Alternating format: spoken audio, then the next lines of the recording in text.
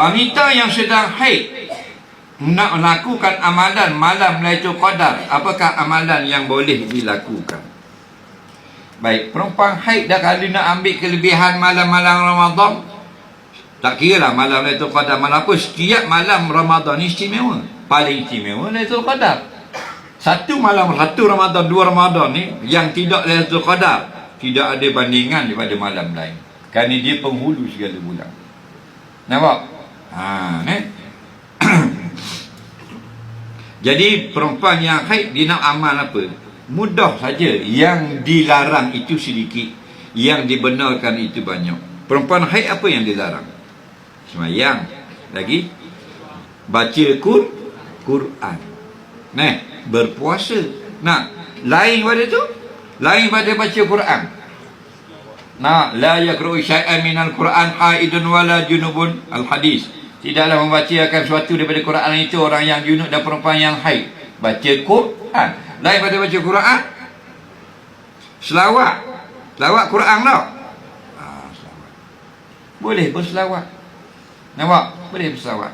Rabi'atul Adawiyah selawat 70,000 kali sehari. Kita misal macam nak putih je. 2 hari dah lawat kali. Dia puang kan. Lepas tu dia kelah tarah wali. 70,000 selawat. Lagi apa dia? Istighfar. Lagi doa. Lagi tasbih. Lagi takbir. Kan banyak lah tu.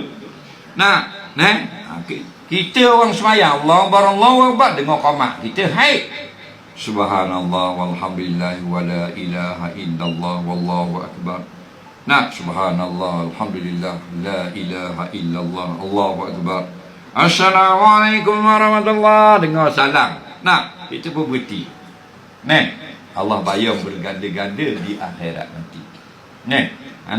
Jadi malam Lailatul Qadar ke malam apa pun, kamu istighfar, kamu zikir, kamu berdoa, kamu berselawat. Siangnya kita bersedekah.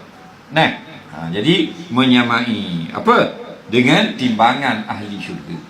Kita bukan nak lawan orang, kita nak apa? Redha Allah. Bila Allah redha, tempat kita syurga.